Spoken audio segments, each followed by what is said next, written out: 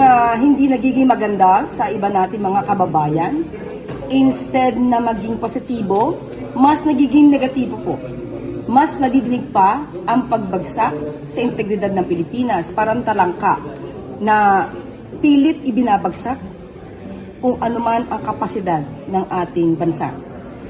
Ang pagiging miyembro po bilang sa isang non-permanent seat sa UN Security Council, ito po ay makapagbibigay ng boses sa Pilipinas upang makakapagbigay po ito ng pagkakataon upang makapaghubog ng mga pandaigdigang agenda or adhikain.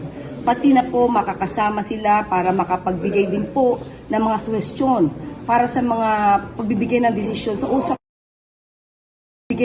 sa usaping pandaigdigang kapayapaan at seguridad. Hindi lamang po ito sa bansa natin. Hindi lang interest ng bansa natin. Interest din po ito ng ating rehiyon. At hindi naman po yan. Ito po ay makakapag-angat ng ating kredibilidad upang para sa kapayapaan. At maliban po dyan, pati po ang pagiging, ang integridad ng Pilipinas, yung tungkulin para mas